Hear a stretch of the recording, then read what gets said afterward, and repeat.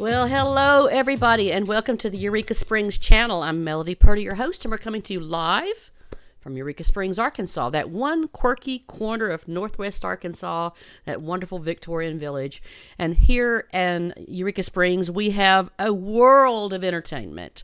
We have several people that are have a lot of attractions, and one of the ones that I love is Intrigue Theater. And I was able to get Mr. Sean Paul, who is the illusionist there at Intrigue Theater, and he is going to join us today to fill us in on some of the things that he's got planned for this year here in Eureka Springs. So let me get Sean Paul onto the stage. Hey. Hello, Melody. How are you? I'm great. Thank you for having me on. Thank you for having this amazing channel. Yeah. Appreciate everything that you do for Eureka Springs. Thank you. Likewise.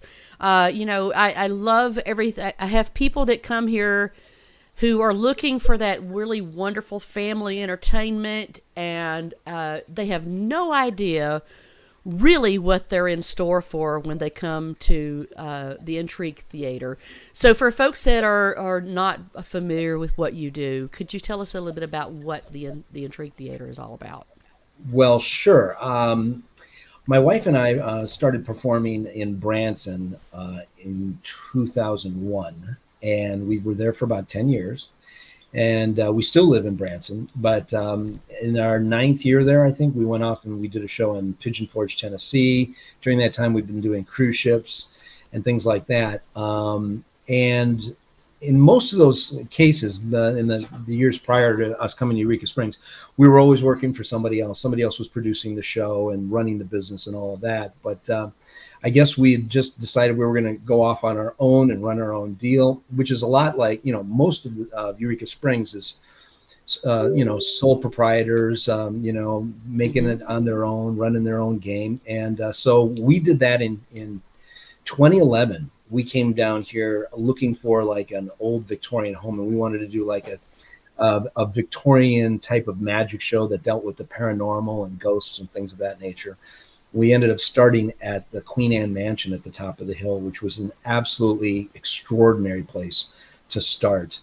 And people would gather in the living room, and Julie would open up the pocket doors, and I'd come down the staircase with a bird cage, and she'd put a little paper bird in there. We'd light it on fire, and then it would just vanish. And it was a really intimate, surreal, completely immersive experience. And but then it ended up being a little too small for what we wanted to do, and we started growing rather quickly. And from there, we went to the auditorium for a couple of months. But we'd have to juggle around other events, and we wanted to have a more consistent schedule. So we ended up at the Gavioli Chapel. And when it was first suggested we should check it out, I heard the word chapel and I just was not interested. Just the idea of pews and a pulpit and stained glass windows, it didn't seem right. And when Julie and I walked in there, within 3 minutes, we could both see the possibilities. And yes. I think you were taking pictures of us that first year we were in the I remember. Yeah. And what it looks like then and what it looks like now it's like night and day. It's a total transformation. We've transformed it into a Victorian theater with glowing footlights on the edge, and we've even pushed the envelope.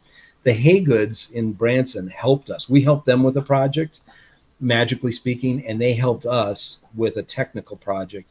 And we've been able to take our proscenium and create it. And do you have the poster that says Portal? And I can explain what that is.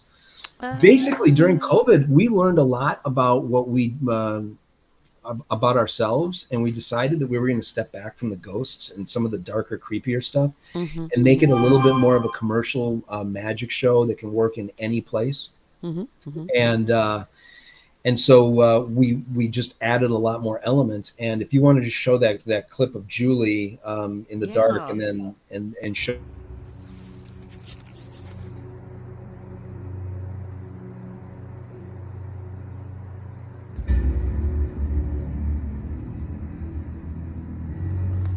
That's got something like that, and we've got it in Eureka Springs. And so that proscenium can morph and become whatever setting we want it to be.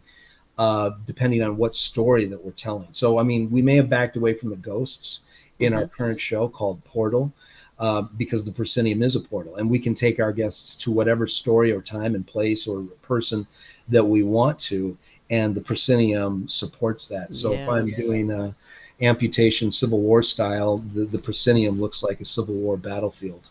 So everything is still intriguing, and it's all based on historical stuff, but we're backing away a little bit on the creepy stuff, but then we're going to bring it back in a completely separate show. Because, you know, before, when we first came to town, people got to see a magic show with ghosts, and that was all there was to it. Some people have issues with that, and some people run towards it.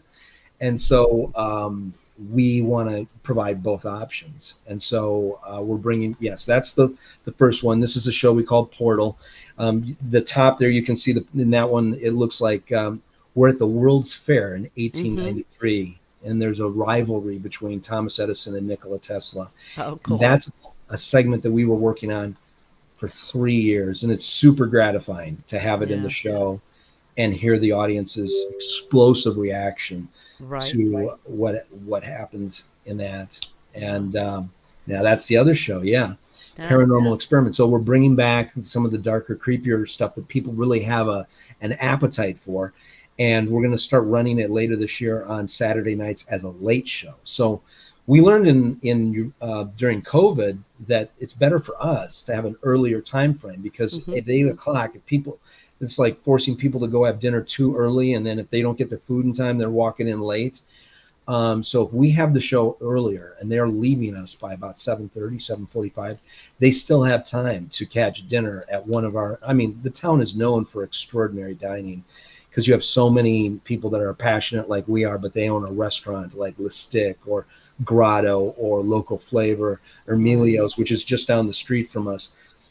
So now they have the chance of getting dinner, and they don't have to choose. And it's a better evening. Sorry, I'm shaking my table. That's all right. You know, it really is an immersive experience when you walk in. I mean, the lighting, the theatrical, the fog, and all the mysterious atmosphere that you actually, I mean, you walk in, you're already, you know you're in for a real, a true transportation, basically. Just where am I going when I go into the Intrigue Theater? Right. You know, and I think that the audience is a big part of it. You talked about that intimacy there in the Intrigue Theater. How would you describe the people that are a part of your audiences typically? That was such a perfectly framed question and a brilliant segue. So you talk about the atmosphere when they walk in, and we've worked really, really hard to make it, you know, give them that wow factor right when they walk in the door. And it's because it's a date night usually year round for us. And by the way, we're now doing shows year round, which is incredible. I mean, in the slower parts, it's just Saturday nights, but we're still able to do it with some level of consistency. And so the people that are seeing our show are people that are on honeymoons, or they're celebrating a birthday or an anniversary, or they just got married, because this is a very popular town to get married in. Sometimes the whole bridal party will be there with them, or it's a bachelorette party. We get a lot of girls weekends or girls trips. But for the most part, we're talking about couples. Now, obviously, in the summer, we're seeing a lot of families, and that's great as well. Yes, and there is Ezra, and he came to our show like a couple weeks ago, and I recognized him from the stage, and I was like, welcome back. And I go, how many times have you been to our show? And he yells out, too many to count. And he told me after the show, and they live in Dallas. They're not locals. But they've come and seen our show True fan. 12 times. Oh my gosh, that's great.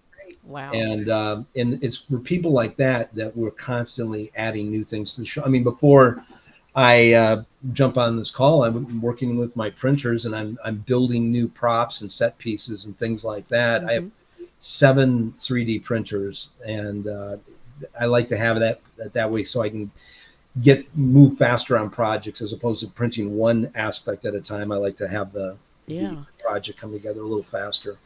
So you have to really be part, you know, you're not only you not only have perfected your your skill set with creating these magical moments, but you almost have to be an engineer in a lot of ways, what you're doing, right? I mean, that's pretty impressive.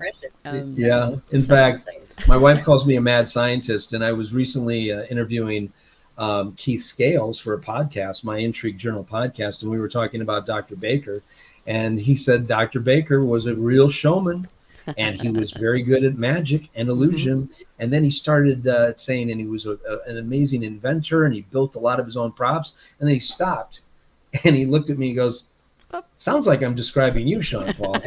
I hope you don't try and go into medicine and start curing people." Wow. Well, Sean Paul, you and Julianne are just y'all are just a fantastic team. I love how you guys just flawlessly command the stage together and keep people on the edge of their seat the whole entire evening. Yeah, I can imagine for you both of y'all. I just look at the both of you and I think they get bored very easily because every year you bring something new. I mean, so what can we expect this season from the Intrigue Theater? All right. Well, I mean, getting the Tesla piece in the show was a huge undertaking. I'm glad I got that in there. I'm also working on a new way of cutting Julie in half, but doing it under the what every partner wants to do, right? Right. Cut your Yes. partner in half. Yes.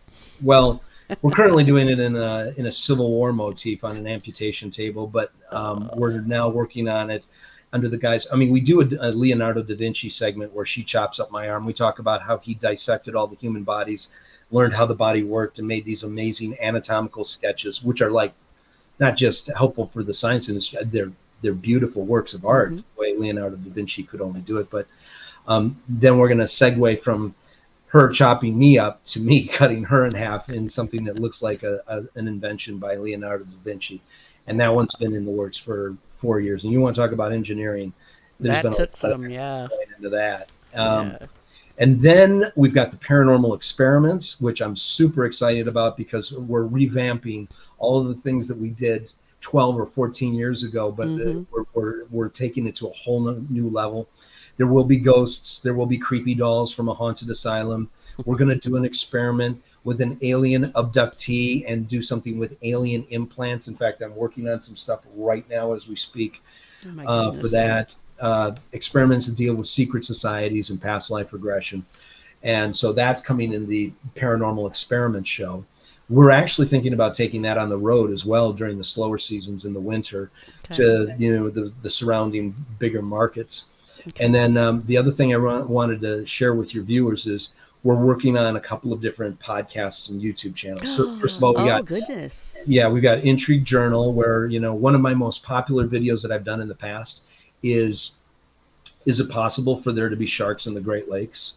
And it's my most I think I've got almost 400,000 views on it and a ton of comments because bull sharks don't need salt water to live. Mm-hmm. And I talk about how they can a juvenile bull shark can get sucked into the ballast tanks of a freighter in the Caribbean, go all the way up the East Coast through the St. Lawrence Seaway and into this Lake Superior. When they're going to pick up iron ore, they have to discharge the water in the ballast tanks.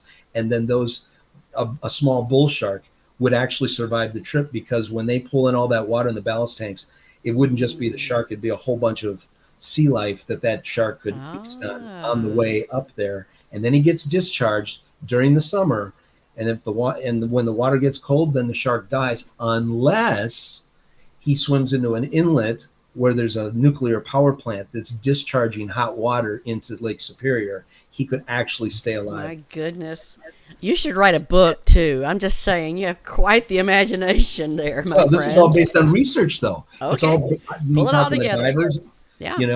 So, and then my wife is going to start a new podcast called Divine Intrigue, where she's going to be researching the Nephilim and the fallen angels and all the supernatural aspects that the Bible provides. And she's going to be,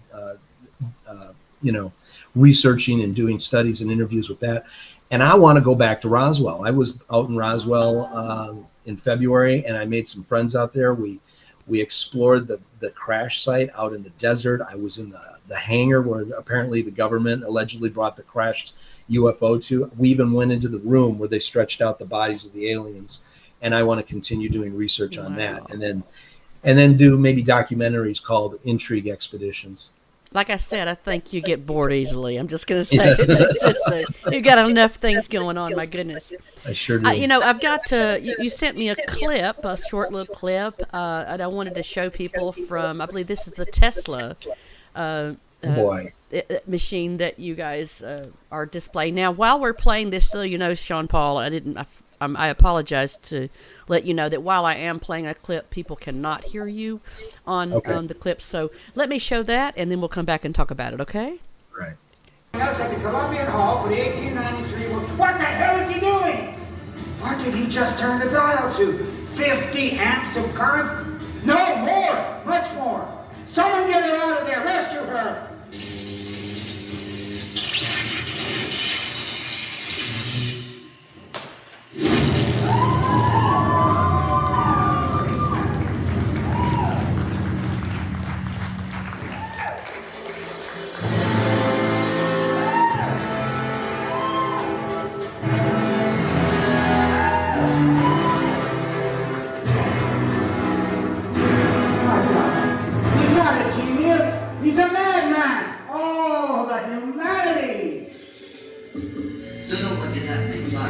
We must be able to transmit seeds from other places over long distances.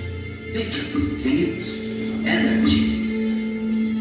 Why not matter too?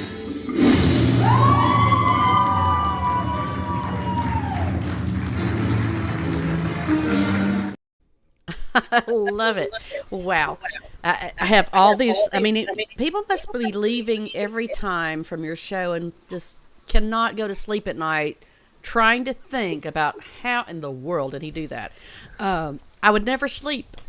Just so I don't know if they could tell, but Julie was in that box before it exploded. I don't know if that might have been lost. Might have been, yeah. Because Tesla did believe he invented wireless communication and remote control, and he believed that there was a path that he was going to be able to transport matter and people wirelessly as well. And that's pretty much the whole premise behind that segment. So we've never put that online there, and I don't plan on putting it online there, but I guess that was a special exclusive for you. Oh, I got an exclusive from Sean Paul. Yeah. Wow, I've arrived now.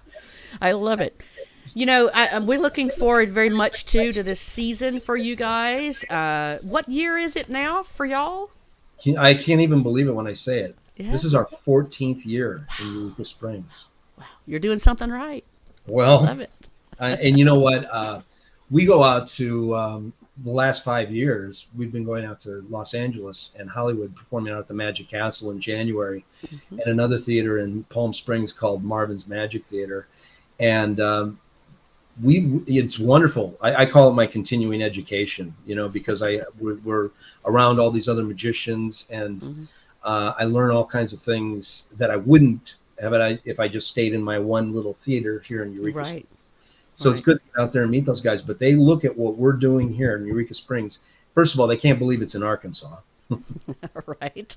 And then they just tell us, you know, you are so incredibly lucky to have your own deal and be able to call your own shots. And I don't take it for granted. No. I don't take the town of Eureka Springs for granted either. I mean, well, we are so happy that you are continuing to provide such wonderful entertainment for the whole family. It really is an immersive experience, like I've said before, and we're just so grateful that you're still going and still turning out something new. Every time we turn around, you've got something new going on over there. I mean, even for us locals, you know, we can come, you know, a lot of attractions here in Eureka, you go once and you've done it, you've seen it, okay, we're done. But we, you know, but for your show, it's something new every time, and we just appreciate you so much, keeping it fresh and alive and intriguing. There you go. That's the key word. All right. Thank you, Sean Paul, for all that you do for us and for all of the wonderful guests that make their way here to Eureka Springs. We thank you so much. My pleasure. Thank you, Melody. Keep up the good work. All right. We'll talk to you next time, okay? All right. Thanks a lot. All right, guys. Sean Paul and his wonderful, beautiful wife. What a fantastic, really a power couple here in Eureka Springs, a dynamic duo, and creative, inspiring, and energetic. We appreciate them so much. So be sure and check out the Intrigue Theater in Eureka Springs. Let me get that get a slide back up here for you to look at. Here is their information. Intrigue Theater. I believe the number is 855-446-8744. And you can call that number to find out more about their particular shows. I know they've got this one, and then I've also got the paranormal experiences that they're going to be experiments that they're doing. So check it out and get a ticket and check it out while you're here in town. Thanks, guys, for watching me today. We want to give a big shout out today to all of the people who helped make this channel sponsored and possible. So let me give a big shout out to these folks right quick. I've got EurekaHouse.com, who has wonderful lodging here in Eureka Springs. Very unique properties. You've got to check them out. It's really neat. And Eureka Live, Eureka's busiest nightclub in downtown Eureka Springs. Always a large crowd and always a great time. Wonderful shows and dancing in downtown Eureka Springs. Also, Travelers Inn, Eureka Springs. Check them out. They're a wonderful motel out on the highway. Clean rooms and a wonderful staff. And also, Wonderoo Lodge. Can't miss them out. Miss out on them either. They have live music. They have a motel. Wonderful place to go and hang out and kind of get the local vibe going on inside. That's what I love about them. We appreciate you guys watching us today, and as always, do something for us really, really special. We're trying to get the word out to a lot of people about what Eureka Springs is all about. So we want you to be sure and like us and follow us and all those things, and subscribe to all the things we do. Follow us, all those things, and throw me a little bit of love every now and then, guys. Throw me some hearts out there. I like to see where y'all are from. Throw me some hearts. Tell me where you're from in the comments, and help us out. Thanks again for watching us, and we will see you again next time here on the Eureka Springs channel. You guys have a wonderful, wonderful day.